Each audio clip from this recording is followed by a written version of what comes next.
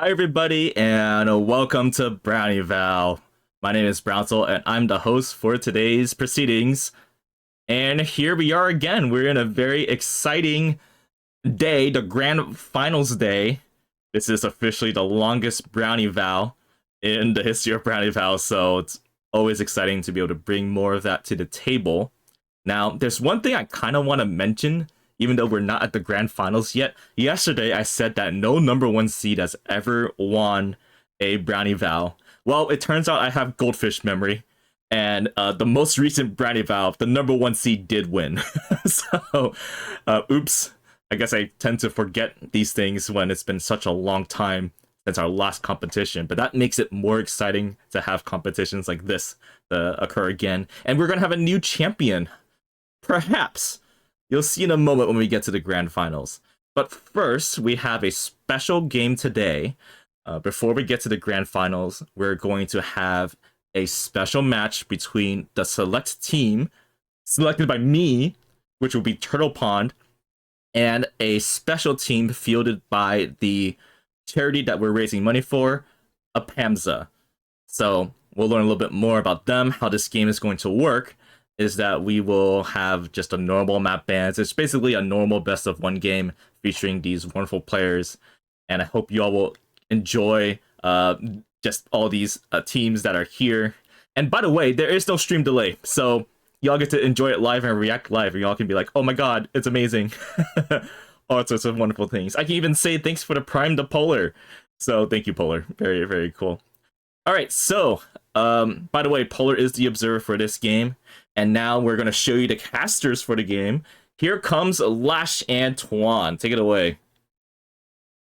Hello, everybody, and welcome back to Brownie Val Impact. We are on the grand finals day, and I cannot wait to get this show match, exhibition match, up and going. If you guys haven't noticed already, I am Lash, or Lash the Caster on Twitter, and joining me in the booth is Twan. How are you doing today, my friend? I am doing wonderful, Lash, and I am very excited for us to start the day and start this exhibition match here. We have, of course, as Brown said, we have Turtle Pond and APAMSA themselves coming in to play this exciting match. How are you feeling about what we have upcoming here? Yeah, I am feeling absolutely fantastic, and the map picks and bans for this exhibition match have already concluded, so let's go ahead and take a look at which map they have chosen, and it is Pearl, one of my favorite maps that hasn't been played a lot recently. Typically, it's one of those perma-ban maps for a lot of teams because it's not often played, and it's kind of been in and out of the map select and the map pool, but it is one of my favorite. I love all the different team comps that have been coming out since the release of new agents, as well as nerfs and buffs. But Twan, what are your opinions on Pearl? Well, yeah, I mean, as you said, it's not one we've gotten to see quite often, especially in this tournament. I think we've only seen it once, if memory serves, but it's a wonderful map. I'm a big fan of it personally in terms of playing it. As a coach, I think I struggle a bit more with it, but it's a fun map. I think it's a fun time. I like Jet. You op, you have fun. Yeah, absolutely. And I do believe we have the teams ready to be announced. Supporting APAMSA, the Asian Pacific American Medical Student Association, we have James, Brandon, Bran, Nick, and Angelo. And representing the Turtle Pond, we have Matt, Kat, Vaoyu, Nuna, and Katie. All amazing players in their own right, and I cannot wait to see what they're going to be pulling out here on Pearl, which will be starting very, very shortly. Yeah, for those of you that tuned into our matches last week in Group B, Katie was actually one of the players in this tournament for Tic Tacs Warriors. So we have already seen Katie play a little bit thus far. So it's good to see her back and see her joined by some other wonderful faces. Yeah, absolutely. And all of these players, I mean, a lot of them are unknown, especially the APAMSA team. We haven't seen any of these players throughout the Brownie Val Impact at all. So completely unknown territory for the entirety of Turtle Pond. So I'm not 100% sure how everything is going to be reacted to and what kind of team comps they're going to be pulling out. But in your opinion, what kind of team comp has been dominating the meta on Pearl from your point of view? I mean, it's a complicated one. Like you said, there's a lot of different takes on it. A lot of people that like to lock a lot of different things here as we are going into our agent select. So, there's a wide variety of options. I think a Jet is pretty common as we see. I believe that is Angelo hovering on the Jet for APAMSA right now currently. Yes. Turtle Pond opting for the roulette, it seems, by locking no agents. So, Well, still waiting to see a little bit of a preview on this one. Might be trying to pull out a last-minute team comp designation there, and heading up on the APAMSA team. It looks like Brandon is swapping in between a couple different agents, maybe hovering a little bit more around the Sentinel area. Nick is Christmas lights in the game, seems to be hovering around an initiator.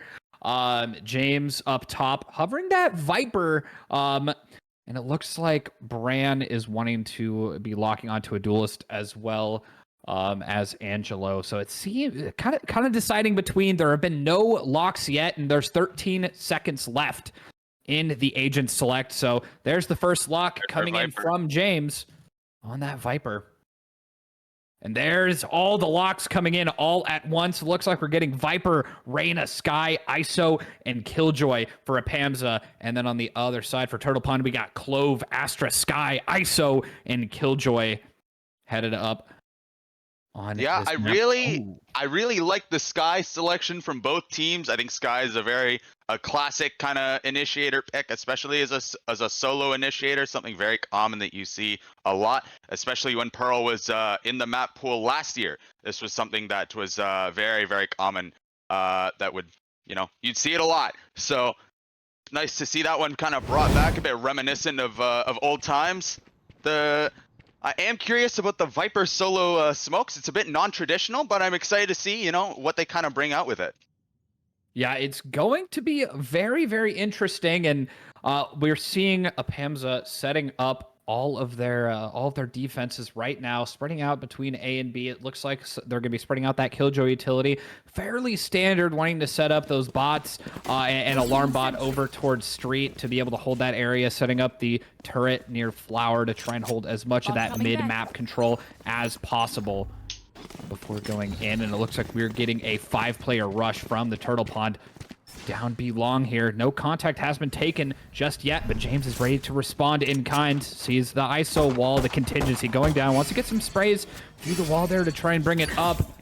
The shield has been opened up. It's time for the first engagement to happen, and it's going to be hard opened by James and Bran, taking down Nuna, Cat, and Matt. They all fall one after another, leaving only Katie and Baoyu left alive, and Bran finds a third. And a beautiful flawless round there, headed up by Angelo, getting that final kill. Beautiful flawless from APAMSA.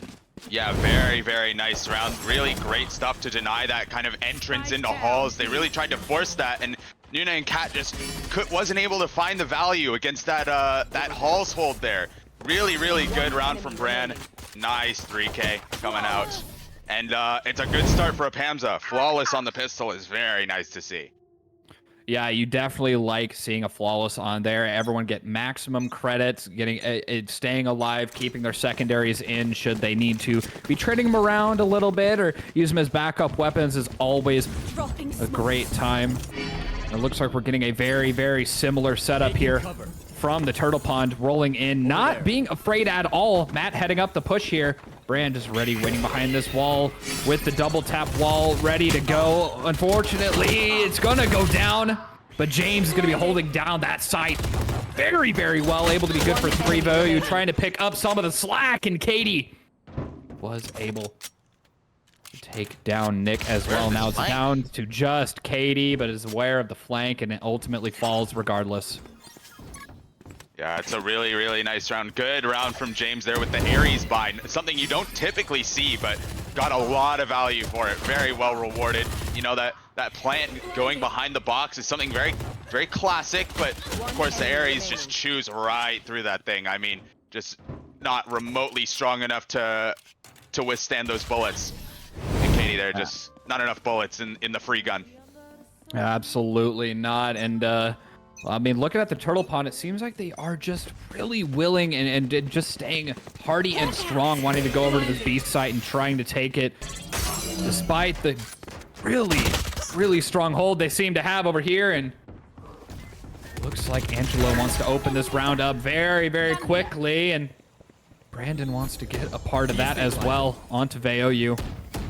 As Matt, VOU do fall. Cat wants to walk up here, try and get a pick here onto side to try and equalize these numbers out. Is it going to be enough? Is going to be good for one.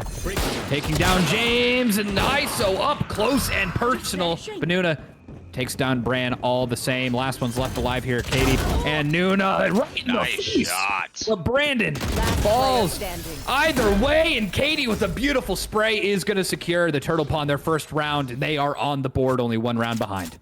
Wow, great response there from Turtle Troop, especially on this B site. You know, Cat does great to open this up. Brandon somehow with that no-scope Marshall, but doesn't matter. Nuna, great around here. Taps this. I mean,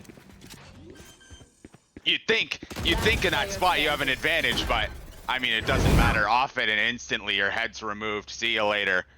And Katie with the follow-up to defend Nuna on that bomb site.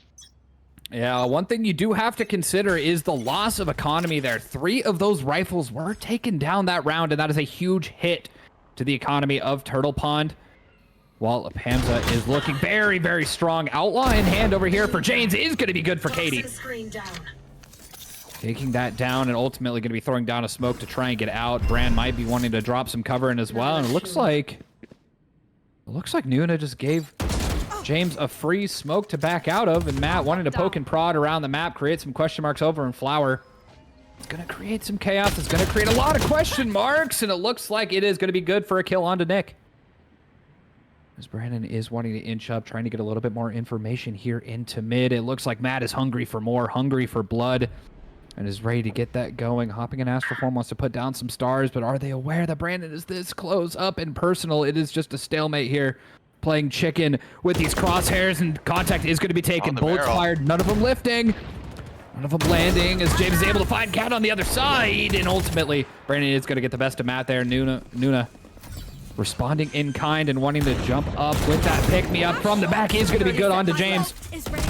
Well aware of where Brand is at. Fires going back and forth, but VOU is going to be victorious there. Brandon getting the flank on the back. Are they going to be aware of this possible flank? Gonna have to be KJ utility went down. Has to be very careful in taking these 1v1s, but it is how spaced out they're gonna be in VOU falls. Now it's all in the hands of Nuna here to try and go over, get on. It looks like Brand's gonna hop off the spike, get some sprays off, bullets being traded back and forth once again, but the reload might have just saved Nuna's life. Has to hop on the spike, isn't well aware, needs to play ring around the Rosie, and Nuna with the fadeaway will walk away the victor, tying it up 2-2. Yeah, great round there from Nuna. Really well played in that 1v1. You know, very aware of the time that has to be killed on this bomb. The one-way creates such a threat. It's a good smoke, you know, forces Brandon off that bomb, and then just not enough bullets in the chamber. Couldn't quite catch the timing, or was rewarded for the timing that he caught. And Nuna just, I mean, such an advantage in that spot with the ult as well. Played it to perfection. Absolutely. And man, going forward here, economy is going to be building. Economy is going to be breaking down, and I think it's really going to be the difference between winning and losing here. APAMSA has 2 sheriffs, 2 stingers, and a Bucky ready to go, cocked and loaded. But is it going to be enough to stop the stampede of the Turtle Pond here over on A side? They've started out with a lot of aggression over towards B, and it seems like APAMSA is getting kind of used to it and expecting an opening on a B side, and it looks like that contact, that conditioning is going to get the best of them, as Cat is going to draw first blood. Spike planted. Pushing back all of the players here. Angelo needing to back off, only has a sheriff ready to be used, retreating back in as the Seekers start getting broken one after another. Nuna wants to take contact here, wants to push up into tree to try and get a kill off the bat. Cat Brandon are going to be trading out, and a beautiful shot from Nuna is going to be taking down Brandon as well, leaving APAMSA in a 2v4 in this unfortunate situation. Rolling out, Matt does get the spray through. Will there be enough? Oh my goodness. Beautiful shot there from Angelo, but only 17 HP remaining. A spray through the smoke into the chest is going to be enough, and Nuna's going to get the final tap. Yeah, very nice round. Really well played from Turtle Pond. As you said, that conditioning over towards B left only one on A, and I mean, it was just Nick stuck on the bomb site, stunned up off that dog. This stun is very nice. Great awareness from Matt there. Nuna played that round very well with that aggression. They played it together, which I really liked. They pushed deep into CT, and Nuna with the ult, very aware that, you know, she's able to take that deep contact. She's able to take those fights so aggressively because she has that ult. You know, she's able to come back and take another fight if she needs, and didn't even need it. Lethal in that spot. Super, super confident. I can feel the confidence flowing here with the Turtle Pond as they are confidently inching up into a lobby here. Not wanting to pick up the ultimate orb, not wanting to create that much noise. I think the kill contract is getting up and ready to go, and there's the double ults coming out. Cosmic Divide and kill contracts activating simultaneously here. Bran trying to go in, needing to win this kill contract, but Katie is going to be the victor.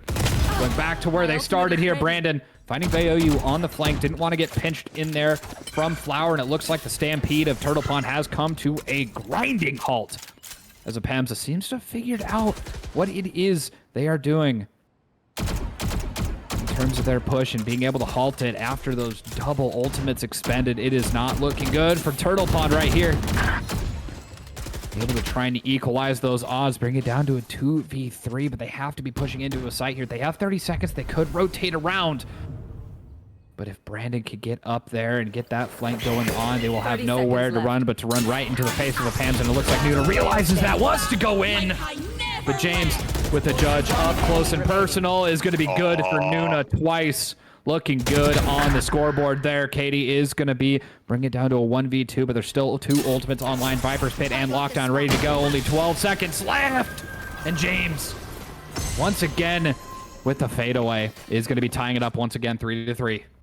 Yeah, James once again rewarded for the non-traditional buy there. First with the Ares, now this time with the Judge. Something funny to note that both ISOs popped their ultimates and both of them lost it. First Cat and then Bran shortly after. So not quite rewarded for the ult value, but Brandon was the one that's going to be laughing to the bank there. Team got the round anyway, as James with the Judge put himself in a great position and was rewarded handsomely for it. Yeah, I agree. And I think the main issue there with the ISOs was they didn't activate that double tap. They didn't get that shield up and going before activating that kill contract. And I think really that might have been the decider there. Because when you have that double tap online, you're able to take a lot more risk in those kill contracts. But they did not have that luxury. And it looks like the push onto streets is getting shut down very, very easily there by Angelo. Holding it down from that long range, being able to heal up and back off, leaving Turtle Pond only with one lane of control there. They've lost so much map control that they have to double back and they have to re-clear.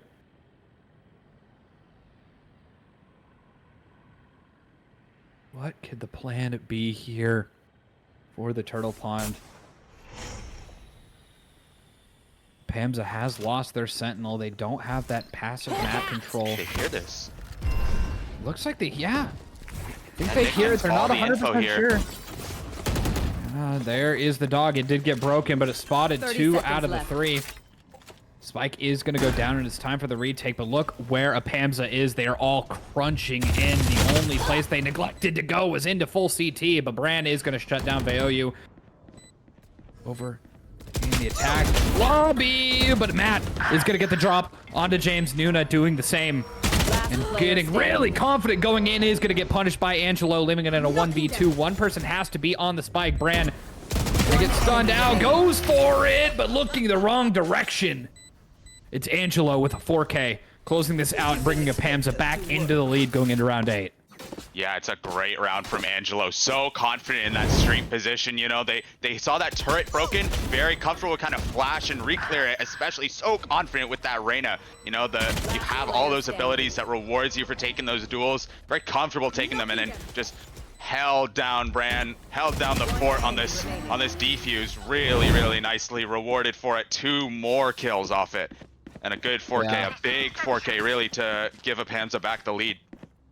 Yeah, I mean, everything you said, plus comboing that with the Empress available, it really just compounded one after another, buff after buff, and Angelo was just going on an absolute killing spree, and we're seeing that once again as Matt falls right off the bat, taking a crucial life out of the Turtle Pond's chamber.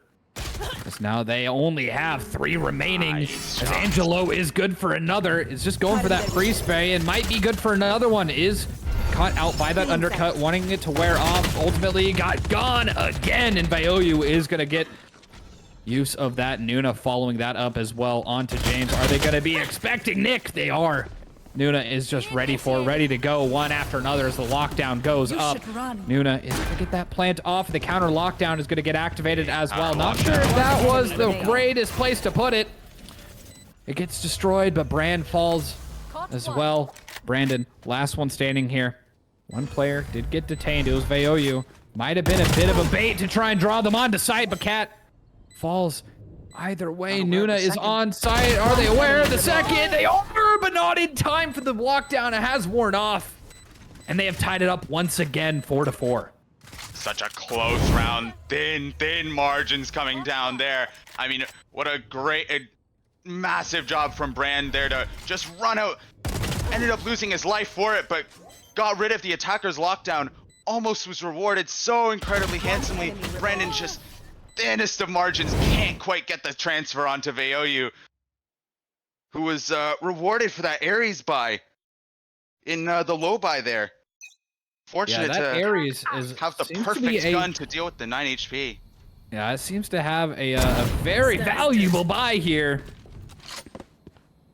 in the Ares. A very undervalued kind of underdog gun to be using here, and once again, Angelo starting off strong, taking down Matt as the first kill for the past 3 rounds in a row, and is looking for another kill here onto Cat. Perfect crosshair placement, just a millisecond behind, almost was able to grab that. There's the undercut coming through once again, gonna try and move people out of position there, and James falls. Cat moving in, gonna try and pick up more kills there, popping that undercut, wants to get that vulnerable out there. Angelo does not want to get stuck here. Wants to pull the double swing. It is going to fall regardless to Nuna. Seekers get popped, but Nick is ready for it right on the back. Brand finding Vaoyu as well. Now Cat is left alone in a 1v2. Trying to get some flashes off, and they flash themselves. It was the team flash, but Nick recovers. My goodness. Nick recovers just in the nick of time and is going to get the defuse off, giving them the lead once again. Well, that could have been so tragic there. The Sky Flash got caught on the corner of the wall, so it couldn't quite pass through and flash the player in halls. Flashed both his teammates instead. Almost a devastating result. And Nuna there, you saw, wasn't quite able to get the Clovo off. It looked like a comfortable round for Turtle Pond, but then right when she was about to pop that ult, as it looked bad off the second kill, the timing expired, so she lost that opportunity, lost the chance that they had. Yeah, just in the nick of time, couldn't hit the button quick enough, and unfortunately it did result in a round loss there. Now, once again, Turtle Pond is back onto a light buy, wanting to rush in, wanting to close the gap as soon as possible, and trades are going to go back and forth. Matt getting that revenge onto Angelo for the beatdown over the past 3 rounds, taking them out of the map very, very early on, and Nick getting the trade. Katie following that up. Nuna will revive and will have to go for a pick, but it looks like the entirety of APAMSA is just backing off, just waiting for Nuna to fall once again, and there it is. Bran able to take out VOD as well, now down to the 2v3 here. Matt wants to go in. The kill contract activated by Bran. Will it result the same way it did last time? And it will. Now down to a 1v2, but they're just sitting on the body. They weren't aware that Matt was there. Pulling them in. Gravity well activated. It's a clutch from Matt. Oh, I'm too shocked for them. That is disgusting shots from Matt. I mean, thinnest of margins again, barely able to survive there. An incredible 1 versus 3. It looked over when he was trapped in this kill contract. A nice shot to be able to successfully win that one out. James not quite aware of where Matt was, and Brandon was stuck too far away. Isolated the duel. The pull is perfect. The shots are even better. And Turtle Pond tie it up at 5-5. Yeah, this match is just going back and forth, back and forth. Who's going to have the better eco? Who's going to have the worse eco? And Angelo, once again, starting off strong, being able to grab that first blood. Matt following that up with a trade of their own, taking one of the powerful sheriffs out of the hands of APAMSA. But once again, James has bought up to that Ares and is ready to respond and just dive in with the utmost of confidence, trudging through the Cosmic Divide here. And contact is being taken on the flank. Cat is going to take down Bran. The opposing ISO kill contract up and going is going to pull in James. Will it result like it did last time? No, it will not. Cat will be taking that one away, but Brandon is right in the back to try and get that trade out. Nuna ready to respond, but Matt is ready there to be the final kill once more. And for the first time in this match, Turtle Pond takes the lead. Yeah, so close from Brandon there. Almost responded with a 1v3 in kind to what Matt produced on the previous round. Almost got his revenge for Matt beating him in that 1v1. Big timing caught there on the Cat. And almost beat the double swing there. Matt, though, coming up huge once again to secure that. Good round from Turtle Pond in order to take that site and secure it, but came down to thin margins once again. Very, very close these rounds are. Similar opening here from Turtle Pond to try and get the first pick on to here. Matt is going to fall, followed by Cat. It looks like Nick is just going insane right now, activating those Seekers. Wants to get well aware, but Katie and Veo, you are going to even that up down to a 3v3, but Bran and James are on the flank. They're on the prowl, ready to respond, and Katie's ready for it. Good for 3. Last one left alive here, getting almost spotted out there by the Seeker. Brandon going in, is going to get flashed in mid. They're well aware of it. Katie falls. Nice shot. Brandon unsure where to be looking, gonna get double peeked here.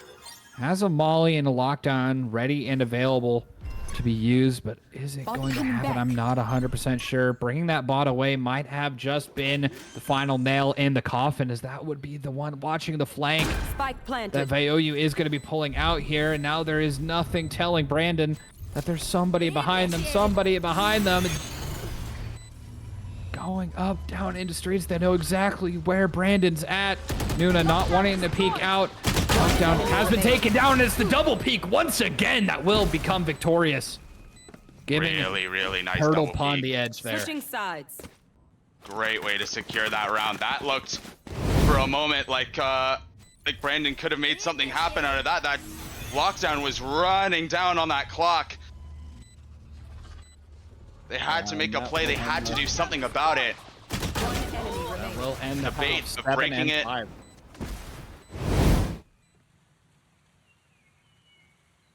Absolutely beautiful from both of these teams, just going back and forth on the win-loss.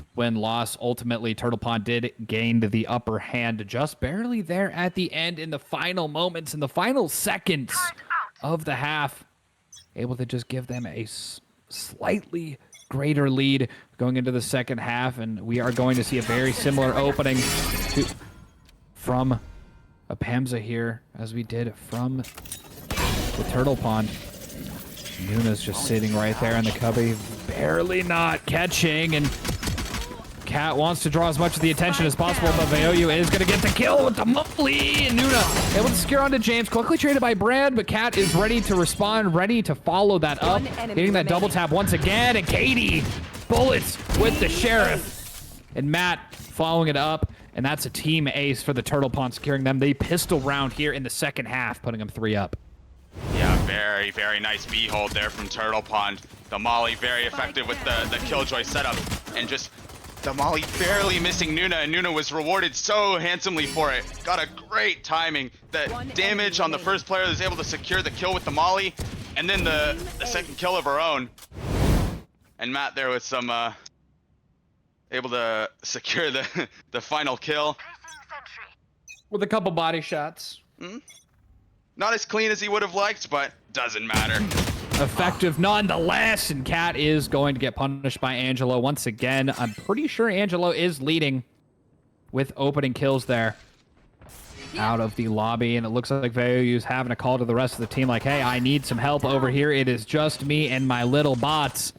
As the spike gets tapped there by Brandon, but is unsure if anybody pushing out. It is going to end up going down. Spike planted. It looks like Vaoyu wants to try and get a pick onto there. Is going to be good for 1 onto James, evening it back up 4-4.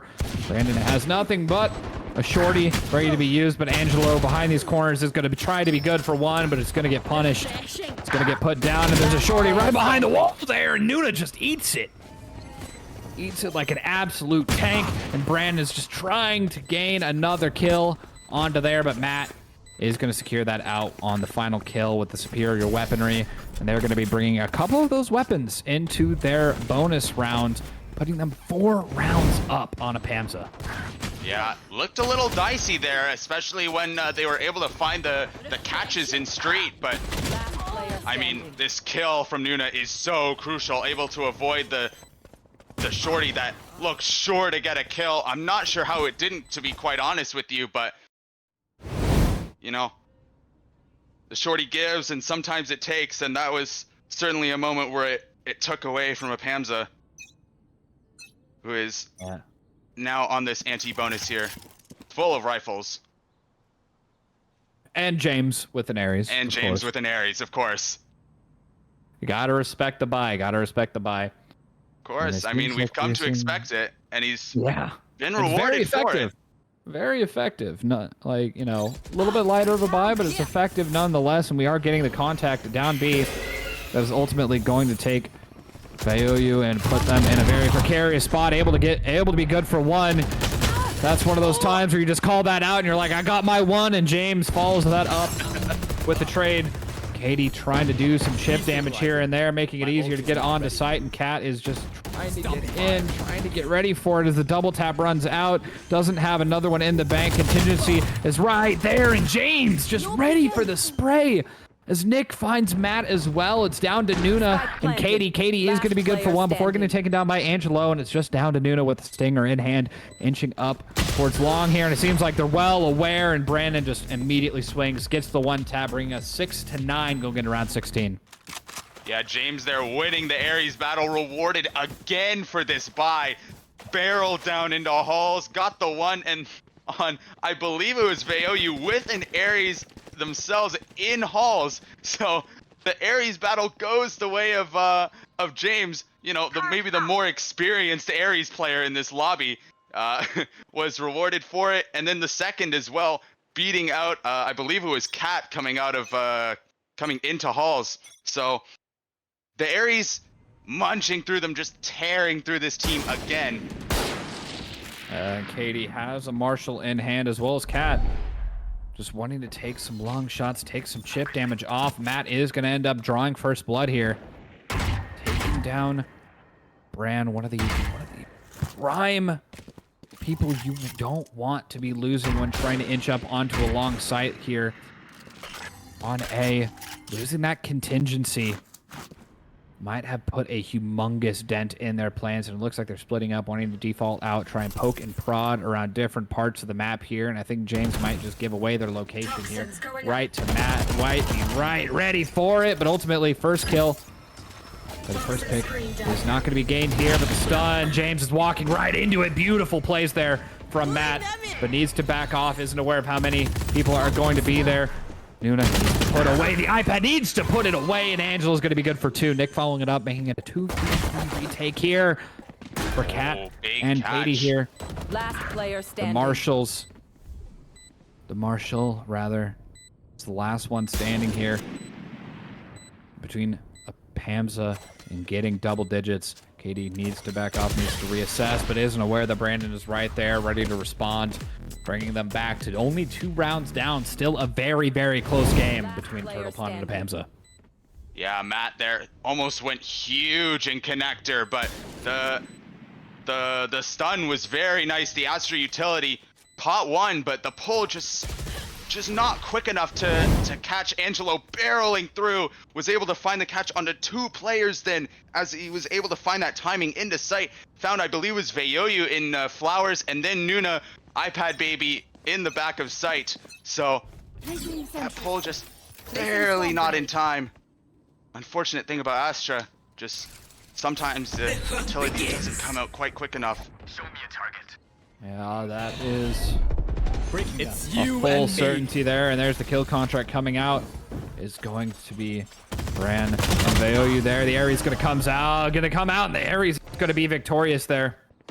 Bringing There's this king in Veyoyu this lobby. and giving them the chance to bring it up. Matt is going to find Angelo in the back, opening it up, losing control of the entirety of backside, undercut, pushing them back even further. James needs to find an equalizing pick here if they have hope going into the latter half of this round, but it looks like they're just needing to back up, need to re-clear. Cutting noise, and it looks like they might want to go for a re-hit here, and I think Katie is well aware that somebody's going to creep up into streets. But the timing may be just right for Katie to be closing out this round with a crazy backstab, as Nudo wants to inch up and try and pinch as well. Not wanting to overstep their bounds, not wanting to overextend at all, and there's the contact being taken, and James is going to be victorious there. 30 seconds left. And Katie is going to be able to find it. Brandon just waiting for it in the back, and Nuna securing but not dead yet. One after another, and they reach double digits here. The Cosmic Divide and Seekers online for Turtle Pond, and the lockdown online for APAMSA. Yeah, it looked like that this not dead yet might have been for naught, as Katie was able to catch that kill on James before Nuna was able to successfully revive. But these are disgusting shots from Nuna. I mean, incredible stuff. She is top fragging currently, and it's showing in the shots. She is shooting very nicely. Top fragging on the team and top fragging in the lobby. Seems to be a war between the lifesteal agents here, just going back and forth, and it's an absolute brawl in A main. And ultimately, APAMSA is going to take the upper hand there, winning those trades out 3-2. Angelo does survive, but Bran is going to get taken down by Veyoyu once again, with the Ares being pulled out. The masterclass weapon of this map so far, and it's down to a 2v2 here. Veyoyu and Cat versus Angelo and Nick, and there's that lockdown coming out, forcing a back off, forcing them to just wait it out, and ultimately, I'm not sure if that was the right move. There's still so much time left in this round. They could have backed off. They could have rotated back around. It seems like Veyoyu is assuming they are. They're dropping smokes down to try and delay any pushes to try and re-clear some areas, but cutting noise without even moving seems to have done the trick, and if they do re-hit, they're just running right into Cat. I mean, Tuan, what do you think the move is here? Well, I mean, they're split up at this point. It has to be massive here from 30 seconds left. from Cat here in the art area. She's forced to back off. Has to play this together. Does go out. Ultimately, with the spike going down, brings it down to a 1v1 here. Undercut went out, but Angelo is going to even out that 1v1 and just barely gets the upper hand with the Peeker's advantage. 3 kills that round, making Angelo become the top frag of the lobby once again. 2 rounds down, but I mean, look at the ultimates that are online right now. Lockdown, Seekers, Viper's Pit available for APAMSA. And they got the kill contract, Seekers, and Cosmic Divide available for the Turtle Pond. Yeah, game-changing ults online here. I mean, Angelo there plays that very nicely in that 1v2. Able to isolate those fights so expertly. That off angle in the back of sight is too nice. But this round could be over in a short moment. It looks like Matt wanted to go strong and is going to be good for 2 before getting taken down there. Lockdown activated. Kill contract was taken. It looks like Nick got pulled in for the first time in this round. It looks like the ISOs just cannot get it together here. Nick is going to end up winning that kill contract, but Vaoyu is going to respond. Going to tie it up and even it out. Trades coming back and forth, and once again, the Ares reigns supreme. Brandon, last one standing here. Half HP in the tank. Nuna does not have a weapon, and Vaoyu falls. Brandon is going to be good for 3 here. Nuna needs to go humongous here. 50 HP, but has no idea where Brandon's at, and it's a massive clutch with a 4K after the lockdown was activated, and now they are already halfway to having another. Yeah, big round from Brandon here. Massive, really, to be able to keep this game within their reach. I mean, Vaoyu looked like it was going to be the Ares round once again, but rifles here sing out, and Nuna just in an impossible spot without a gun. Brandon with a nice off angle, and just, it's picture perfect, that round from Brandon, really. Oh, absolutely. And it looks like we are getting a lot of aggression here onto mid. This is something we haven't seen out of APAMSA for the last couple of rounds, seeming they want to switch it up a little bit, try and hit A or the rest of the map from a little bit of a different angle, but the smokes are ready here from Matt to delay and create an opening to try and get a pick and potentially get out still with their life. Smoke fades. No contact been taken just yet. Another Star was placed down. But ultimately, there are the first bullets flying. The smoke already placed, but Brandon's already inched past that, and now it's just down to Cat and trying to hold down the site. And it looks like the Lear is just going to be too oppressive there. Matt is going to be good for 1, but ultimately, Cat and Nuna have fallen already. Trying to fire aimlessly into the pit to try and grab the kill. And Vaoyu just caught barely behind there. Katie. Spike planted. Almost able to grab that kill. Matt in the back is going to be good for 1, able to find Nick, but now it is drawing uncertainty all around the map there. Going into that concuss. I think it was an accidental self-concuss there. Just a lot of chaos going back and forth, back and forth. Katie stuck between a rock and a hard place. And James and Bran are going to get the final kills onto there, tying it up. Both teams in double digits now coming into round 21. Yeah, that Viper's pit so oppressive on the bomb site, and Cat with that lower buy with the weapon just struggling there against Bran with the ISO shield. I mean, such a difficult thing to deal with when you have a gun like that, a scoped weapon that, you know, needs to one shot to the head in order to find that kill. And I mean, he's got a shield that tanks a bullet, any bullet. So difficult one, and I mean, not able to make it work. Yeah, those low buys and those ecos are not a great time, and it looks like both teams are just going back and forth on their broken and full buys, and Angelo once again is going to draw first blood. This time on the KD, and it looks like Cat's trying to get some revenge, but ultimately Angelo's just a little bit quicker on the trigger, but is now down to 30 HP. Needing to wrap back around, has to group back up with Nick to try and get some of that overgrowth healing. They've subbed some of these rifles for Ares here. The Ares has played Really very well forward. into their minds. Seems to be a game of the light machine guns here. Ultimately, Matt needs to clear so much space, and it's just too much to clear out all at once. Bran and Nick, and Matt and Vaoyu, respectively. Nuna is the last one standing here. The last one standing between going down in rounds.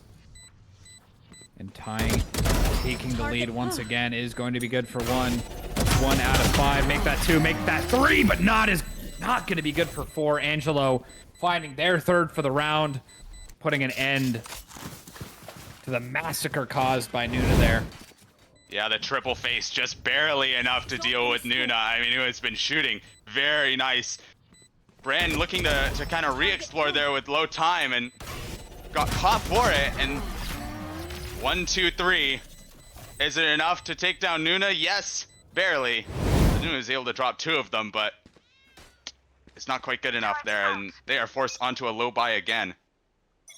And it looks like we are going to get a massive brawl here in mid on the light buys here from the Turtle Pond, as we have massive presence being shown in both mid and B, but Angelo once again gonna draw first blood onto Matt.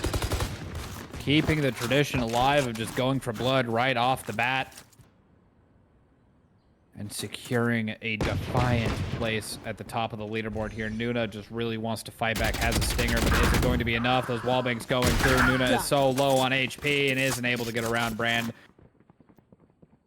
And Angelo finds 2 more victims, and James has now picked up the Odin. First time we've seen it out, and it is already so oppressive there. VOD trying to follow it up onto Brand, but ultimately a flawless round has come out, putting APAMSA on match point. Match point now for APAMSA, and this mid push not quite rewarded for Turtle Punch. I'm not sure how James has gotten here, but the Odin finally has been brought out from James. You know, we've seen the Ares so many times, and well, now we've seen the other edition of the LMGs here, and looks like we are getting an operator pullout from Katie as well. Perhaps a you know, it's a glass cannon here. Spent a lot of that money trying to bring it up, but ultimately, is it going to be enough here? Is gonna go into her. To go for the Lear, and they are not, and it's going to pay dearly. As now Nick is like, whoa, don't want to peek into that. Need some help over here, guys. Seekers are going to get popped.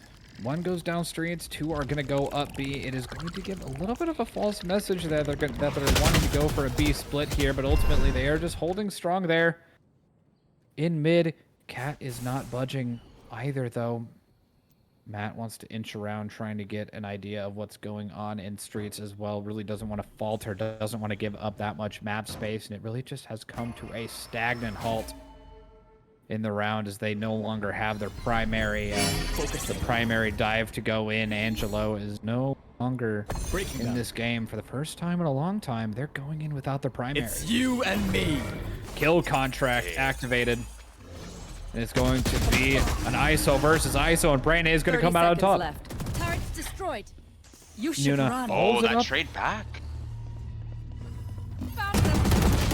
And there it is. The first contact taken onto site. Brandon is going to take down VOU. Matt once again responding, getting trades out and about.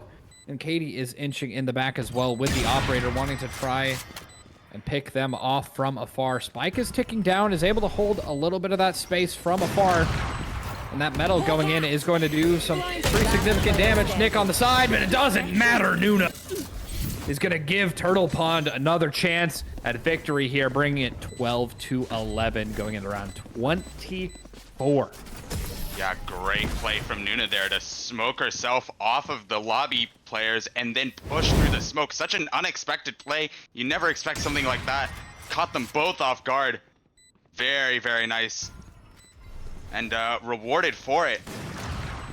It looked like, you know, they were gonna have to play this kind of spam through the smoke situation, but Nuna not interested in the slightest with it. So comfortable too with that ultimate to make that push. Good reward. Yeah, absolutely. And it looks like James is hopping on the bandwagon of the operator as well. And it looks like Bran wants to pick one up as well, going double operator on the attack here. Not sure what that move is. Here, going on to B side, perhaps want to play for long, want to play for spam with the operators. Not a bad choice, but could turn out to bite them in the back. You get an unexpected flank there. Angelo trying to pop that. Empress is going to get taken down by Katie almost immediately. Nuna is following it up onto James as well, and it is just absolutely oppressive here on B side. They've stacked the site, and it's paid off. Katie able to find Brand as well, not wanting to hold back with the operator at all, is just ready to go, ready to take one fight after another, confidently pushing up. He's aware that someone's going to be behind there. It's going to be Matt and Katie closing it out with a flawless, tying it up 12-12. Ladies and gentlemen, we are going to overtime.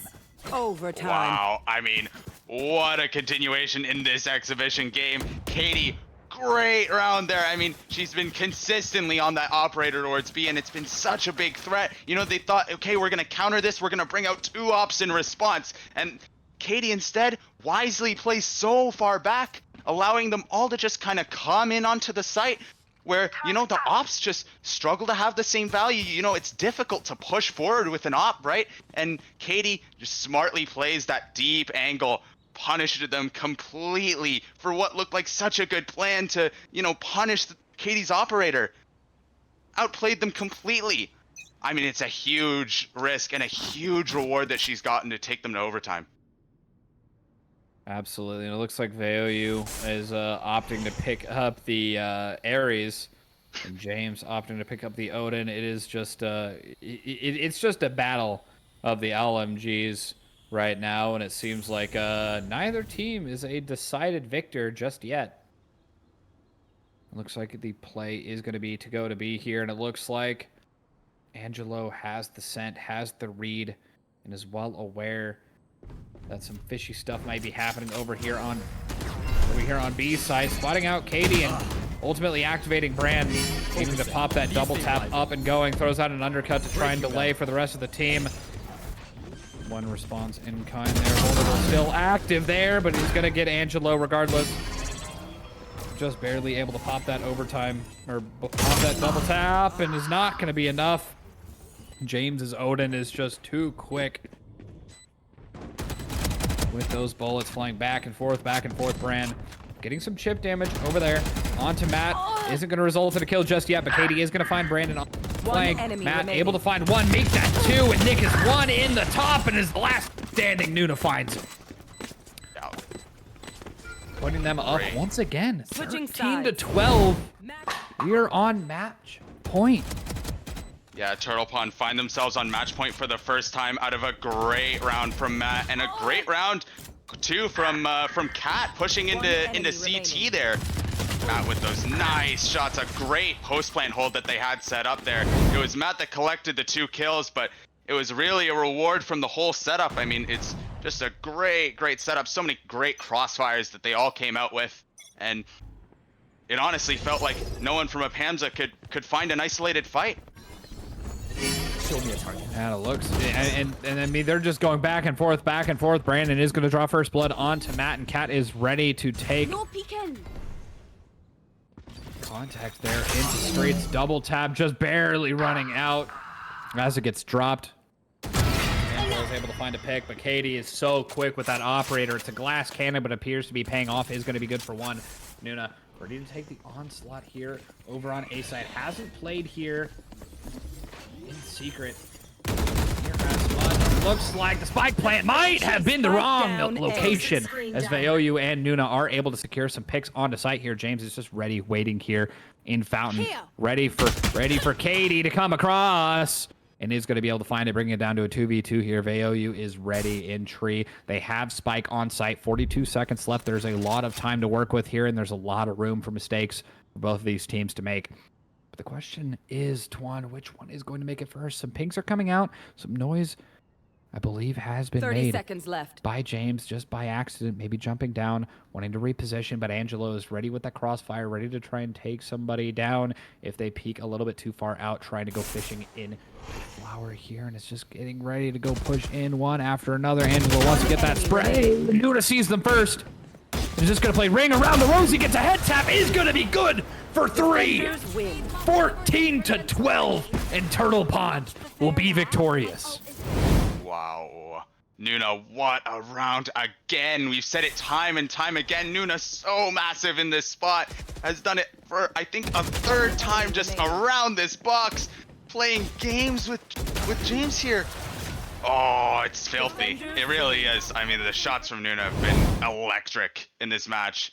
And a 30 bomb from Nuna to close it out. Oh my goodness. Absolutely crazy. 2 players, Nuna and Angelo, have both dropped over 300 combat score. Nuna with 329, Angelo with 304. And like I said, kind of near the middle of the match, I was fairly sure that Angelo was going to gain the top first bloods there. Ended up going with 6. But look at Brandon's plant score, able to drop 7 bomb plants. But Nuna is topping the leaderboard in both kills and plants. Absolutely insane work out there from Nuna, doing a great job being able to get a lot of those plants down, being able to cycle that ultimate just as quickly. Was able to get so many of those not dead yet online in such short time. All of these players, though, did fantastic job. They each had their moments. They each had their insane clutches. We had an amazing start and an amazing finish to this match, and I believe we are going to be having an interview with Nuna herself. The victor on the team of Turtle Pond going to be coming in to have an amazing little interview with us, and I believe she is going to get dragged in whenever she's ready. But I mean, Twan, you ready for her? Oh, absolutely. I mean, there is the leaderboard killer right there, Nuna herself. How are you doing? I'm doing great. How are you guys doing? Oh, we are very hyped after the show match that we just watched. An absolute brawl between you guys and APAMSA. And welcome into the interview presented by Senshigami. And I guess, Twan, do you want to go ahead and start us out? Yeah, I mean, welcome Nuna, the Senshigami COO for our Senshigami interview here. We've really got the whole company in. First off, how are you feeling after that incredible win? You know what? I'm feeling really good. You know, I haven't played Val in maybe 3.5, 4 weeks, but it doesn't show. Oh, thank you. It really doesn't. I mean, it was just fun. I would not have guessed that. No, I was shaking half of the time. My hands were so cold, but I'm gonna say this was just really fun. You know, it's for a great cause and meeting new people. I got to play with Katie. I'm a big fan of her. You know, I met VOU. I'm friends with Kat, and then met Matt. You know, and so it was just really, really fun playing with them. You know, we were just vibing, having a good time. You know, and it was fun. So overall, great energy all around. That's awesome. I mean, it's always great to see. It's all for a great cause, and it's all. I mean, it's all for fun. Able to go in and have a great time and vibe out the entire time. But I mean, it seems like both teams, both the Turtle Pond and APAMSA were both vibing pretty hard, being able to bring it to overtime, going up to 26 rounds of just back and forth, just brawls. It was absolutely crazy. But I gotta say, I gotta ask a little bit. Do you guys have any idea of what kind of agents you guys were gonna be picking going in, or how was the mental? Were you guys nervous hopping in, or what was going on before the match? I mean, we were getting to know each other a little bit. We asked what maps we wanted to play, what roles we are. But it was just more when we got into agent select, I was just okay, everyone just hover over what you guys want to play and we'll fill in the gaps there. And then everybody just picked their comfort picks and we just went from there. So I'm a big fan of having everybody play what they're comfortable with versus what the meta is. So. Oh, absolutely. And were there any kind of defaulted IGLing or anything happening? You know, Katie, I feel was really vocal throughout this games. I mean, all of us were really talking about how we wanted to set up, how we wanted to play. Everybody was communicating really well, but I definitely think Matt and Katie were sort of the spokespersons and being okay, let's set up here, let's switch it up this way, let's not peek this, let's do everything like that. And so we follow Katie because she's our queen, and yeah. Yeah, that's awesome to hear. And it's great that you all would you say that you guys had good team chemistry? Was there anything you guys clashed about, whether in the start or kind of in the middle? I noticed around in the timeline there was a couple rounds in there, about 5 in a row that brought everybody right before OT. That you guys seem to be struggling to try and squeak a win out of there. What was the adjustment made around the last couple of rounds?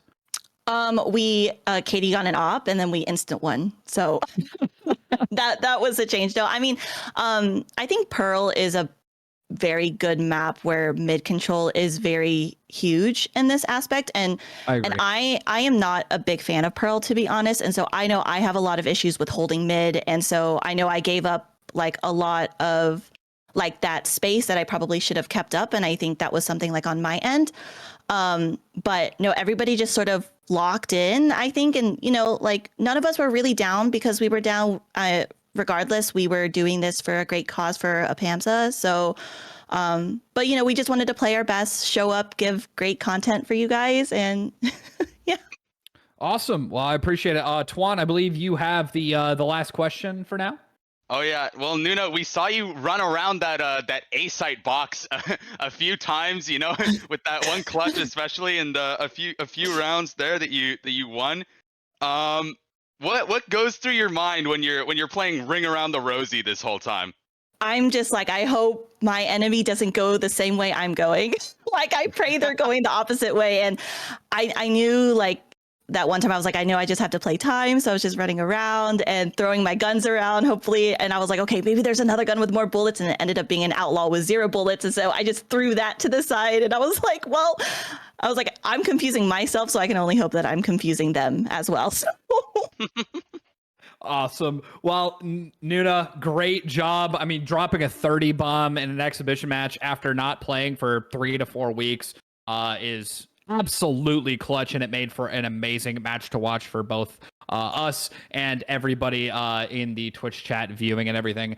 But just real quick, thank you for coming into the interview, and I hope you have an amazing rest of your night. And once again, congratulations on the win. Thank you guys. Thank you. Thank you for having me. Appreciate Thank y'all. you. Bye-bye. We'll see you later. And I believe with that, our time together here in the stream has come to a close. Once again, I am Lash the Caster. With me is Twan, and I just want to say a big thanks to the entire team of Brownie Val, especially our observer today, Polar, as well as our amazing producer and tournament organizer, Brown, who we will be throwing it off to just shortly after a quick little be right back. But Twan, do you have any closing words for us? Yeah, thank you all for watching. Thank you all for tuning in. Stay tuned. Our grand final is coming up very shortly, and it's going to be a good one. So make sure you stick around for that. Don't click away. Don't go anywhere. We will be right back very, very soon. Have a good night.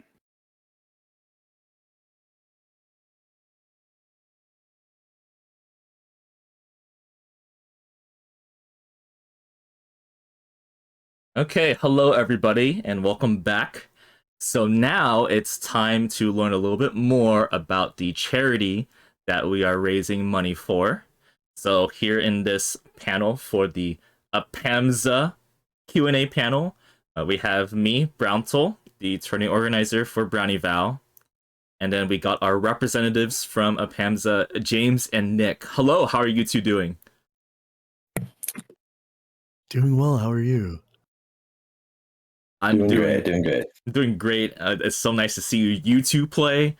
It was a really fun match, and obviously we're raising money for a good cause. So before we begin, I want to ask you two to introduce yourselves and what do y'all do for APAMSA? Yeah.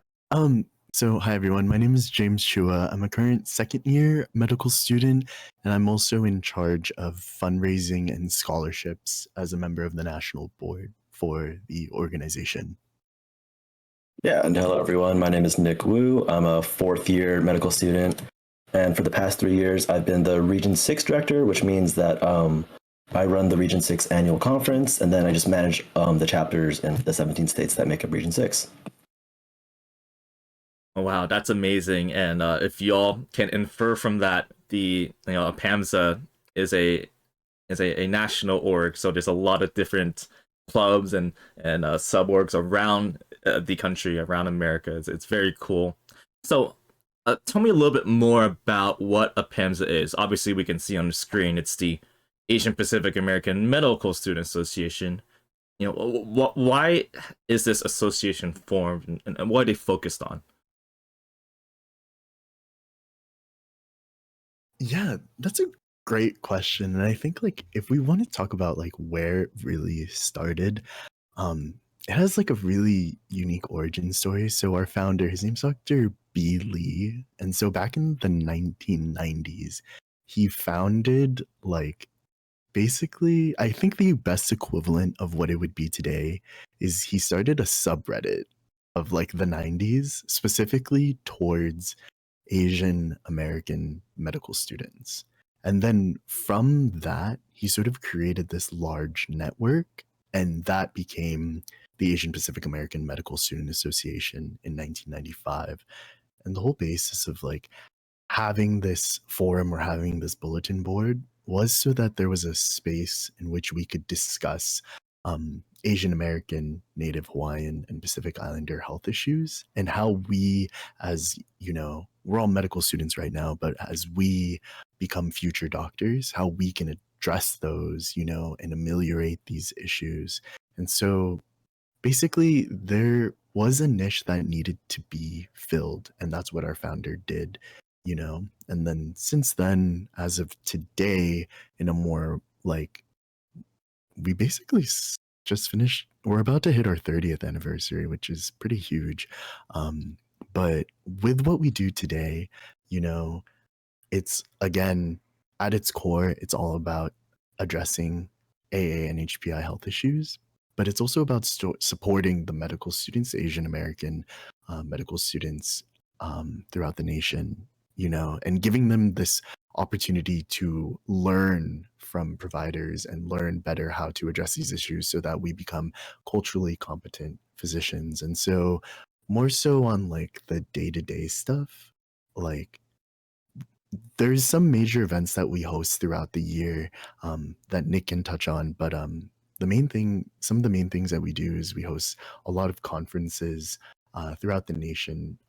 Nick, as the Region 6 director, can tell you more about the regional conference, but aside from the regional conference, we also host a hepatitis conference. And for those of you that don't know, hepatitis disproportionately affects Asian Americans.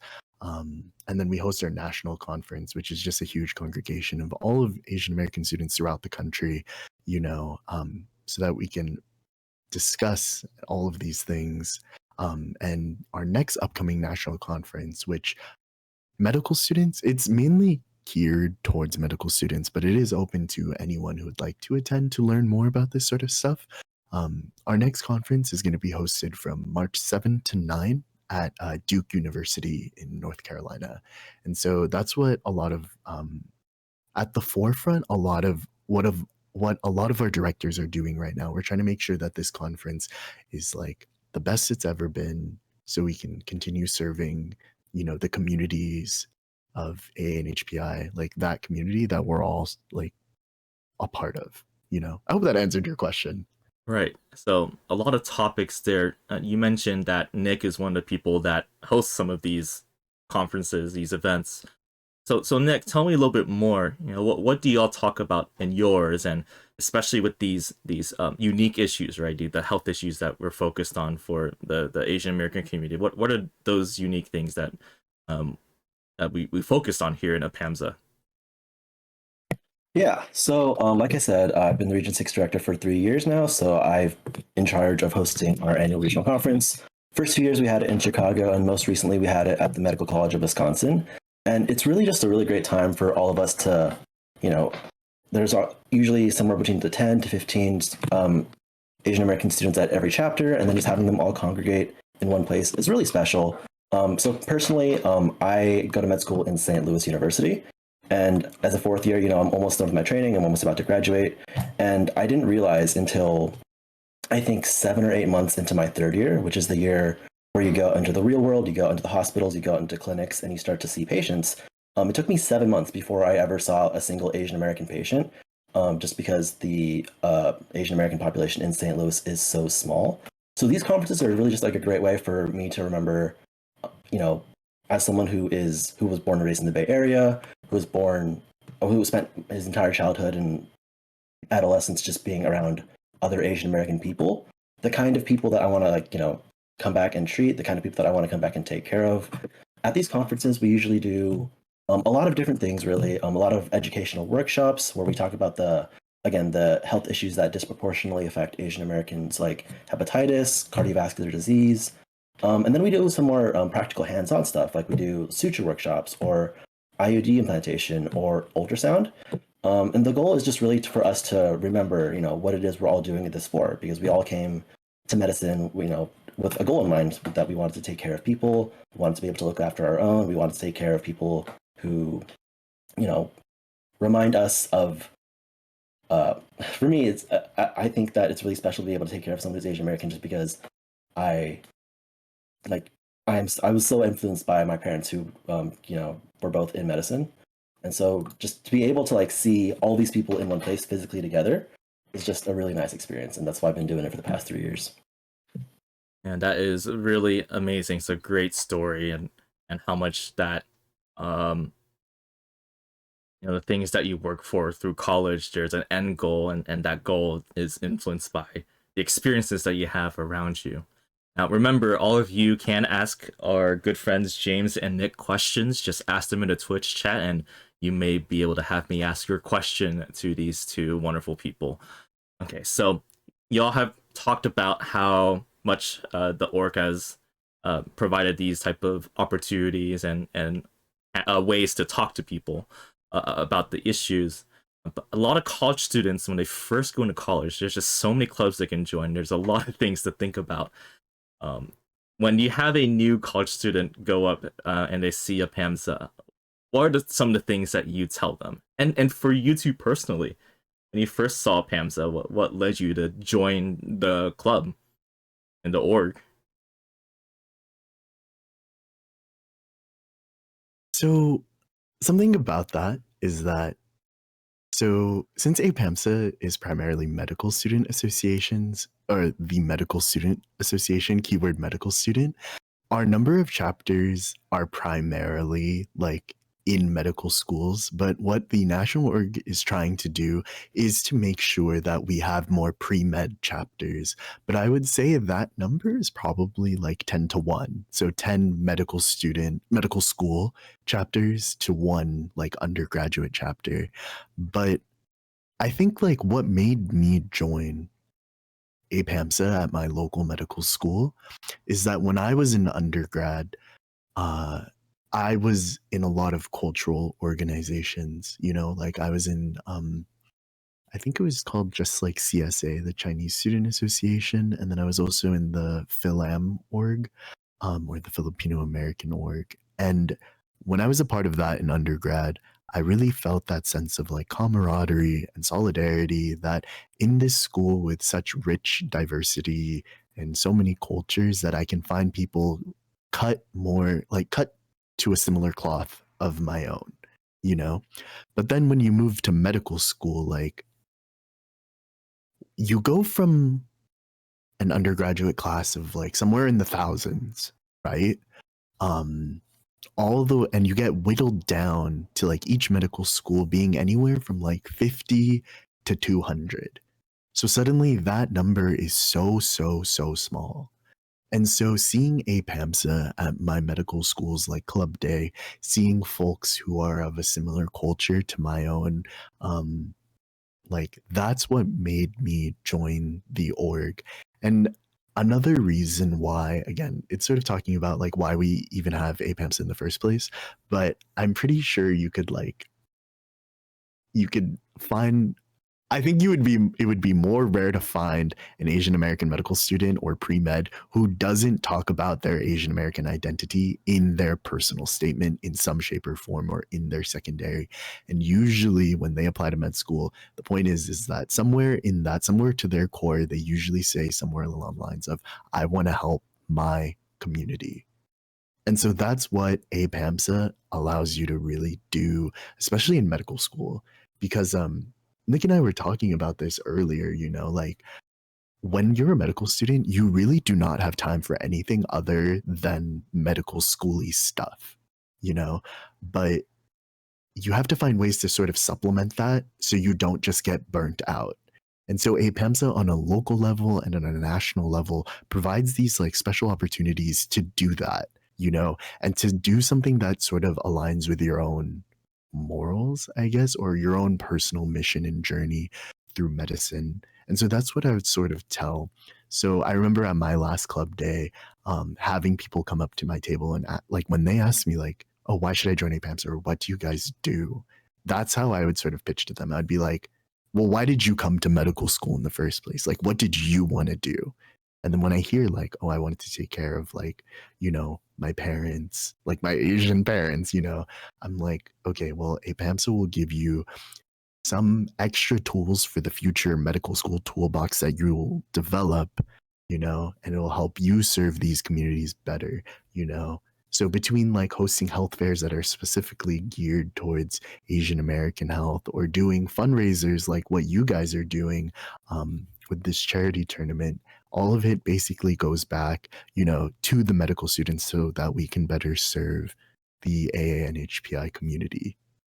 Yeah, I think that's what I would say. Yeah. Hopefully that answers your question. Yeah, it's very, you know, it's deep into the heart. All these answers come from the just the experiences that you all have, right?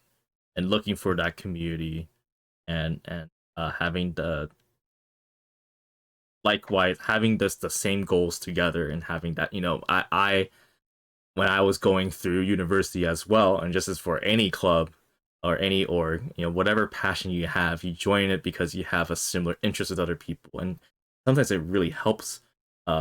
With in this case, it helps you know, keep that sense of community among the medical students. You already heard from these two people about how, you know, in some regions it's rare to see an Asian American in general. You're just a medical student, so having that sense of community obviously is very important for our friends here at APAMSA. Okay, so we talked about different ways to fundraise. Obviously, this tournament is a way. There was also a tournament from our friends, our other organizers as well, that you all might have heard of.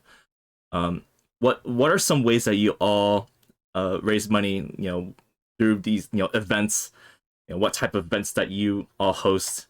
And what about these Valorant tournaments, or I guess I should say these esports events in general, or something that makes APAMSA interested in terms of these type of fundraisers and collaborations? Yeah, absolutely. So Nick and I talked about this a lot when we were sitting in the waiting room prior to this interview. So we are all medical students, and our time on APAMSA can be either really long, like Nick's very fruitful 3-year journey in APAMSA, or it could be relatively short, like mine so far, because I've only been on it 1 year. And so most of the time between year to year, the fundraising director constantly changes. And I'm not sure if Nick can speak on this, but at least in my most recent history with the org, at least within the last 3 years, I don't think there's been the same fundraising director, aka my position, more than once. So like back to back. And so the reason why I say that is we all take very different approaches to our fundraising styles, and we like to all grow on what we all do, you know? And so last year, my predecessor, he focused a lot on creating merchandise that sort of celebrated the Asian American identity. And that stuff is all available for purchase. And all of that, any profit we generate, it literally goes straight back into the organization in some way or form, such as scholarships for medical students or what have you. But for me personally, you know, why I decided to go more of the direction of, hey, let's go on to Twitch, let's work with you know, streamers to do this sort of stuff, is because I was really inspired by so many like charitable like teams on Twitch, and I realized there was such a vast like untapped potential that could help serve, you know, people who care about this sort of stuff, you know.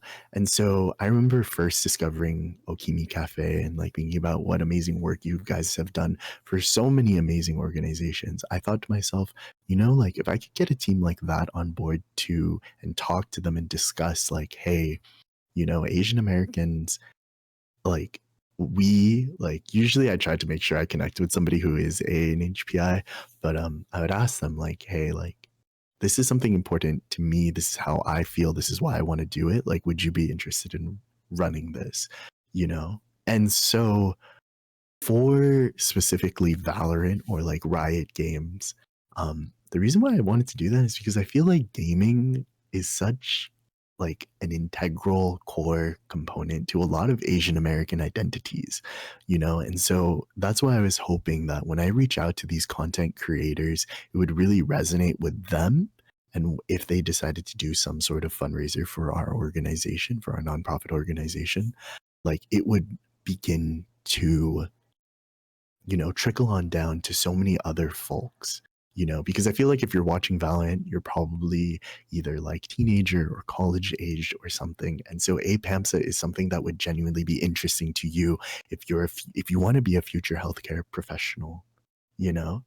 Um, and yeah, so that's why I was like, I know there's probably a lot of Asian Americans probably watching Valorant streams. And so if like they come across APAMSA through these means, like I'm helping the organization grow. And that's what matters to me, like making sure that that people are aware that we are an organization that wants to do so much for the Asian American community, especially like from a health care lens, from a health oriented lens, And so it's mainly, I wanted to focus from a visibility perspective, because I don't think like there are a lot of medical student organizations out there, a lot of nonprofit organizations, but you tend to see the same ones on Twitch over and over and over again. So I thought, hey, maybe this year we should try pivoting towards that so that we can continue to grow,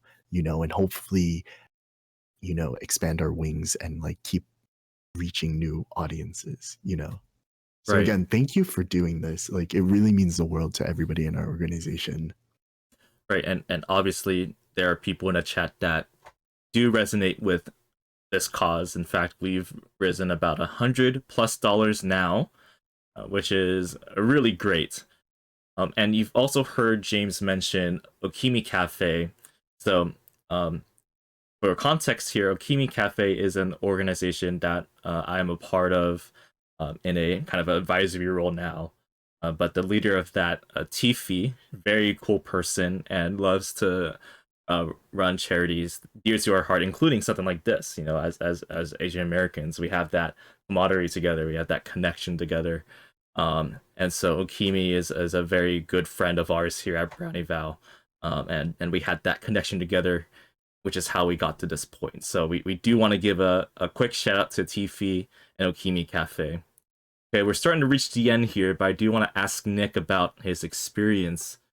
3 years in APAMSA is a lot of years. What do you think is the one thing that you will take out of APAMSA once you move on to the next stage in life? What's a big part that will stick with you from APAMSA? Yeah, of course.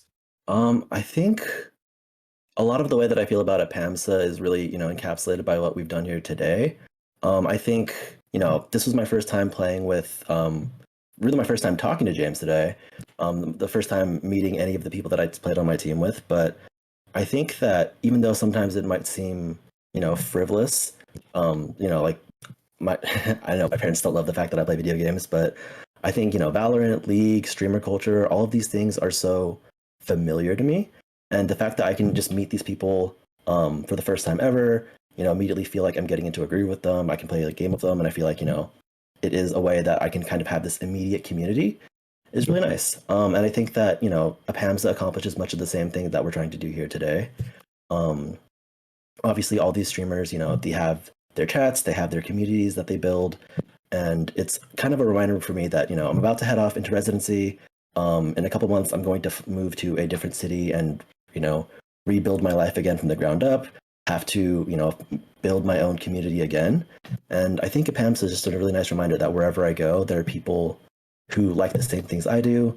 There are the people who will understand, I guess, my background, my culture. So it's been really comforting to know during my 4 years in St. Louis, especially as I'm coming to the end of my time in APAMSA, or at least at the med school level, that, wherever I go, I can find community. It's really nice. And that's a very good perspective to have in life when there's always a next chapter in life. Sometimes you will not stay in one place. You will go to many different places depending on where we are and where life takes you, and there will always be a community that you can be a part of wherever you go. That's very touching. Okay, so we're about to wrap up the panel here. Before we end, I want to ask James and Nick if there are any places that we can learn more about APAMSA, as well as are there ways to be involved with APAMSA? Yeah, I think if you want to learn more like immediately, you can head over to apamsa.org. That's apamsa.org, which has everything you may need to know about the organization itself. Alternatively, if you're more of a social media girly, you can go to instagram.com/national apamsa. And that's where we update more on a day-to-day basis about what's happening, what's going on, what's soon to come. But if you want to get involved, there are two definite ways of joining. One, you can join your local either medical school chapter. We have like over 170 active chapters of this organization. Or if you're an undergrad, you could probably join or start your own local chapter. We're looking to always expand our presence amongst undergraduate universities. And plus, if you're trying to get into med school, this would be a great thing to say, like, hey, I chartered my local chapter of APAMS at my undergraduate institution.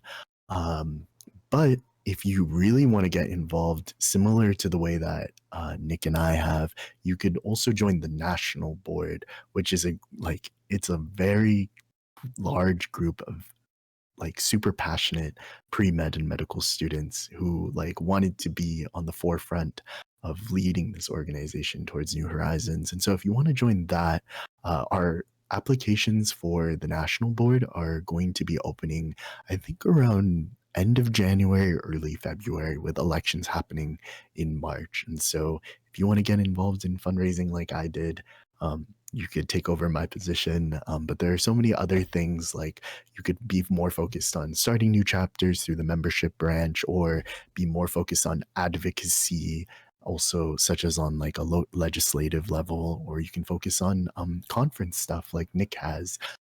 There's so many ways of getting involved in APAMSA. So it's truly like you can be as creative as you want with it, sort of like I have with reaching out to you guys and your team to do this Valorant tournament on our behalf. But yeah. All right. Anything you want to add to that, Nick? No, I think James covered it pretty well, but I think, obviously James and I, care so much about APAMSA that we're willing to be here on a Sunday night. So if you have any questions, I mean, I can drop my email in the chat later or something like that. If anyone wants to know anything about APAMSA, about medical school, about the process of getting into medical school, we're very open to questions. We just really, we're here for the next generation. All right. Very awesome. So there you have it. Our representatives from APAMSA, James and Nick. And we've learned a lot about this charity. Thank you to you two. Oh, we should probably allow links. Can we allow links, Kai? It's the permit command. That's my bad. Sorry, I tried to drop my email. I had a realization that links are in the. Okay, thank you, Kai. Very good. So there's the email address that you can ask Nick if you have further questions. And of course, it's not too late to donate here. We do have a raffle with our sponsor, Draw Christie, and we both are giving a gift set of a lot of wonderful stickers. They're Asian themed, by the way, so you should look into that. But you'll also get a Brownie Val card alongside it, which you cannot purchase anywhere. So $2 per ticket, you can enter that raffle, or you can just donate. This is our home stretch. If we can reach certain milestones, which is on the Tiltify page, you can perhaps unlock some interesting things. So go ahead and take a look at that. James and Nick, thank you two so much, and I hope you enjoy the grand finals that is coming up next. Yeah, thank you for having us. All right, everyone say goodbye to James and Nick. Okay, so yeah, so that is it for us here. Let me see if I can get my turtle back up for my conclusion. Here it is. Okay, so that was a nice panel. I hope we learned a lot from that. And of course, thank you to our friends at APAMSA for our partnership together. I should mention that they did contribute to part of the prize pool for the tournament. And the winner could be one of these two teams, as you see on this schedule. So we got a Pink Sheep and Young and Turnt coming up next. And the question really is, who is going to come out on top with these two number 2 seeds? Now, yesterday I mentioned who would have the advantage on the team seeds. You know, who's the number 1 seed that can select the map first or defer, and that is Young and Turnt. So we'll see what they decide in the map bans, but that will happen after I temporarily end the stream. I'm going to take a 10-minute break and stretch. We got to turn back on the stream delay anyways, but coming up at the top of the hour, it's going to be the last 2 teams standing. Who is going to win? Will it be the Young and Turnt team, or will it be the Pink Sheep team? We'll find out at the top of the hour. For now, thank you all for watching and supporting us. Congratulations to Turtle Pond for defeating APAMSA in the exhibition game 14-12, and the MVP Nuna with 31 kills. Inspirational. For all of us here in Brownie Val, this is Browntul saying goodbye.